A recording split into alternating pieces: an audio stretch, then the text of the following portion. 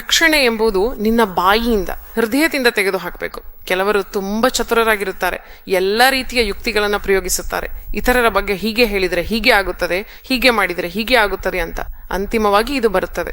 ಈ ಎಲ್ಲ ಯುಕ್ತಿಗಳಲ್ಲಿ ದೇವರು ನಿನ್ನನ್ನು ಹಿಡಿದುಕೊಳ್ಳುತ್ತಾನೆ. ನಿನ್ನ ಕೃತ್ರಿಮತೆಯಲ್ಲಿ ನೀನು ಸಿಕ್ಕಿಬೀಳುತ್ತೀಯ. ಜಾಗ್ರತೆ.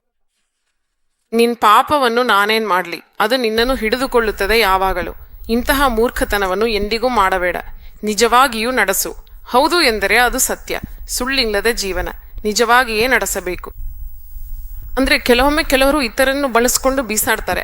ಆ ಅಗತ್ಯಕ್ಕಾಗಿ ಚೆನ್ನಾಗಿ ಮಧುರವಾದ ಮಾತುಗಳನ್ನು ಮಾತನಾಡ್ತಾರೆ. ಅನೇಕರು ಬಹಳ ಸಿಹಿಯಾಗಿ ಮಾತನಾಡ್ತಾರೆ. ಹೃದಯದಲ್ಲಿ ದ್ವೇಷವಿದ್ದರೂ ಹೊರಗೆ ಹೇಗೆ ಮಾತನಾಡ್ತಾರೆ ನೋಡಿ, ತುಂಬಾ ಸಿಹಿಯಾಗಿ ಮಾತನಾಡ್ತಾರೆ. ಹೀಗಿರಬಾರ್ದು. ನೀನು ಧೈರ್ಯವಂತನಾಗಿರಬೇಕು. ಧೈರ್ಯವಂತನು ನೇರವಾಗಿ ಮಾತನಾಡುತ್ತಾನೆ ಎಂದರೆ ಎಲ್ಲರನ್ನೂ ನಿಂದಿಸು ಎಂದು ಅರ್ಥವಲ್ಲ. ನಾನು ಹೇಳುವುದೇನೆಂದರೆ ನಿನ್ನ ಹೃದಯದಲ್ಲಿ ಏನಿದೆಯೋ ಅದನ್ನೇ ಮಾತನಾಡಬೇಕು ಎಂದು ಹೇಳುತ್ತಿದ್ದೇನೆ. ದೇವರ ಸ್ತುತಿ ದೇವರ ಮಕ್ಕಳಿಗೆ ನಿಜವಾಗಿಯೂ ಅನ್ವಯಿಸುತ್ತದೆ. ಈಗ ಒಬ್ಬ ವ್ಯಕ್ತಿಯ ಬಗ್ಗೆ ನಿನಗೆ ಒಳ್ಳೆಯ ಅಭಿಪ್ರಾಯವಿಲ್ಲ, ಅವನು ಕೆಟ್ಟದನ್ನು ಮಾಡುತ್ತಿದ್ದಾನೆ ಎಂದರೆ ಆ ಕೆಟ್ಟತನವನ್ನು ಎದುರಿಸಿ ಅದನ್ನು ಗಡರಿಸುವಷ್ಟು ಅಧಿಕಾರ ನಿನಗಿರಬೇಕು. ದೇವರ ಸ್ತುತಿ, ಏಕೆಂದರೆ ನಿಜವಾದವನು 10 ಪಟ್ಟಣಗಳಿಗಿಂತ ಬಲವಂತನಾಗಿರುತ್ತಾನೆ ಎಂದು ಹೇಳಲಾಗಿದೆ. ನೀನು ಮಾತನಾಡುವ ನೀತಿ ನಿನಗೆ ಆಧಾರವಾಗುವುದಿಲ್ಲವೇ? ನಿನ್ನ ಭಕ್ತಿ ನಿನಗೆ ಧೈರ್ಯವನ್ನು ಉಂಟು ಮಾಡುವುದಿಲ್ಲವೇ? ಆದುದರಿಂದ ಪ್ರತಿದಿನವೂ ದೇವರು ಮಾತನಾಡುತ್ತಿದ್ದಾನೆ. ಆತ್ಮದಲ್ಲಿ ಯಾವುದೇ ಮುಚ್ಚಲಿಕೆ ಇಲ್ಲದೆ ನಾವಿರಬೇಕು.